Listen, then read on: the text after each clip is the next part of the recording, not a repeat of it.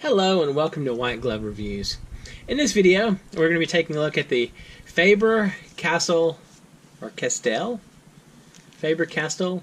Loom fountain pen.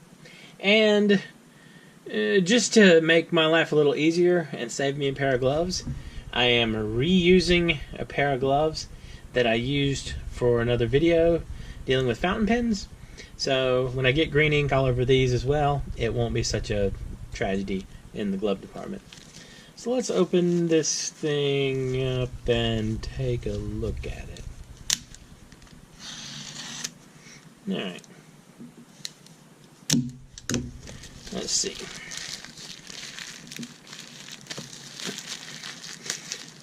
If you're interested in this particular pen, I will include a link in the description so you can check it out if you're interested. Alright. Well, it's kind of neat looking. And, alright. See what kind of, yeah. We got a instruction manual, which we'll probably promptly ignore. And this one, it's a medium nib. Ooh, it looks nice.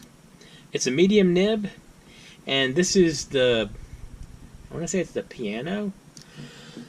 It's like piano black.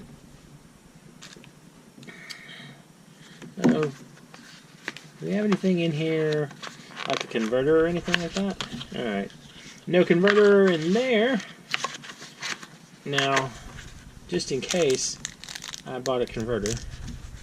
So let's see if I need it.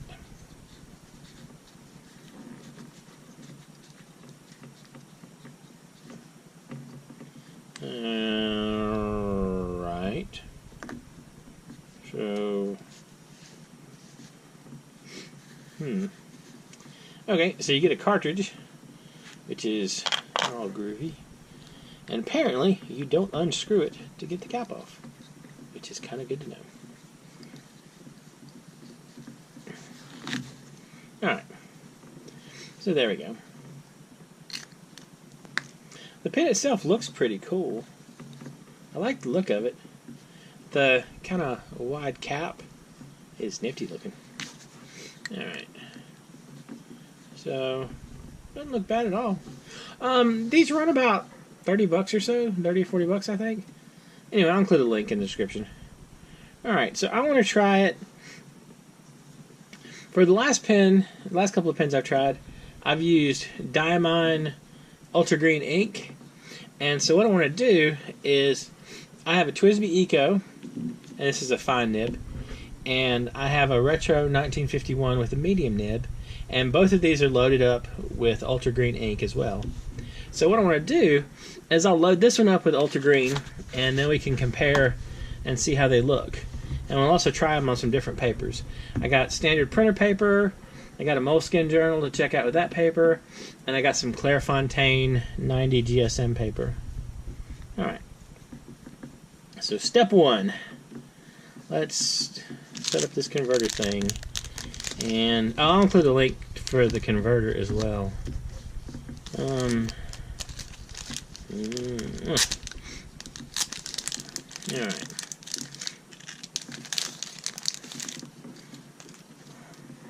Let's see. This is... Alright. Crank it down. And then crank it back up. I wonder what the little spring is in there for. I'm sure there's a reason. If you know why there's a... Do y'all see the little spring in there? If y'all know why there's a screen in there, let me know in the comment. The spring in there. Let me know in the comments. Because I'm kind of curious. I guess it's so you don't squish it down too far, maybe? I don't know. Anyway. Alright.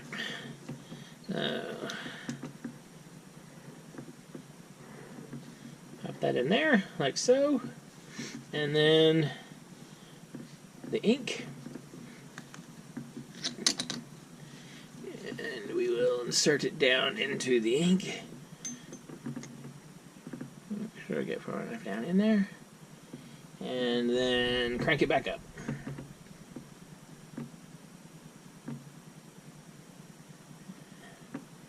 There we go. That's doing a decent job filling up with ink. Alright. So, now once again, my gloves are going to pay the price for this, but that's okay. Sometimes sacrifices have to be made. Alright, so I'm going to wipe off a little bit of this green on my gloves. And I guarantee you I'm going to have a green stain through my gloves right there. Alright.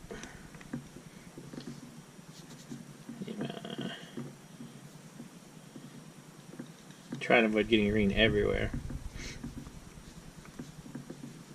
Alright. So, pardon me. Let's try this out. This is a Faber. Ooh, I like this.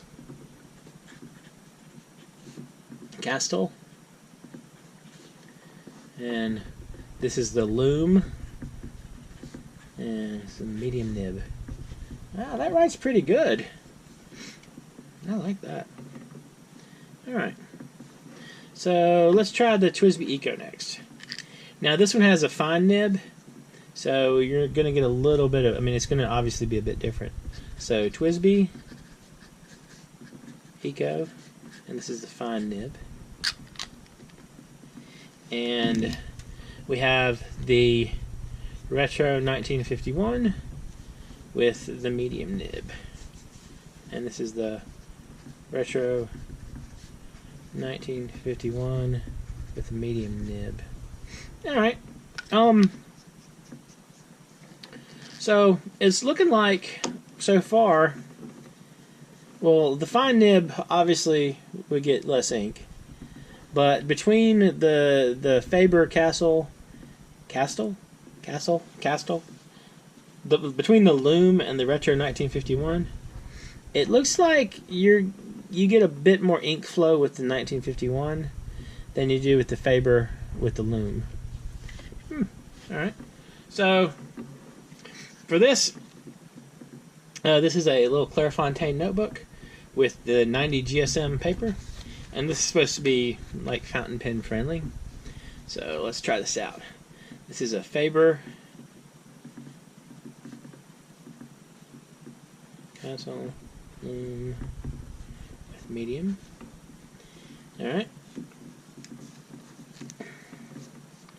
And this is a Retro 1951 Tornado,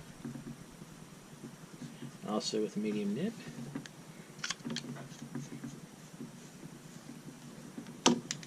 And Twizy Eco with a fine nib. Alright. Let's see. Does all look actually pretty good? This looks a bit better. It looks like a little cleaner on this paper for the Loom. And it doesn't seem to be bleeding through it all, which is good. Let's look real quick and see if it bled through it all here. A little bit, but not too awful. Alright. Let's try the last one. This is just a standard Moleskin Journal. And I know that I've seen places talking about how this kind of paper has issues with fountain pens. So let's give this a shot. It's a Faber-Castell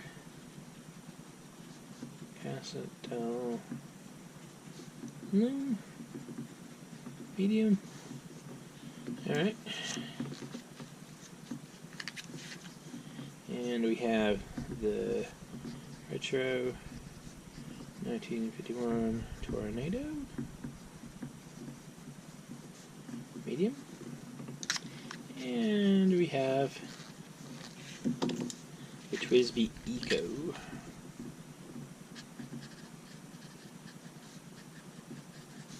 And fine nib. Alright. So, if you look right here, now I kind of had to rewrite part of the word tornado there, but it's looking like that this is the loom seems to have a bit of the layers look a bit cleaner as opposed to with the retro. And bleed through wise, there's some from both of them, and I suspect me rewriting the word tornado there is probably why you see a little extra bleed through there. It doesn't look too bad though. Anyway, so what do y'all think? Have you tried the loom and you like it?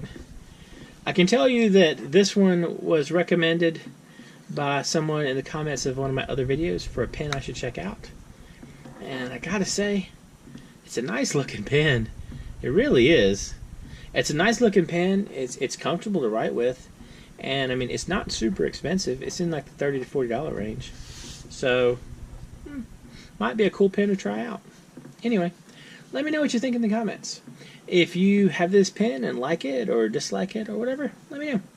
And if you've enjoyed this video, please like and subscribe. And I hope y'all have an excellent day.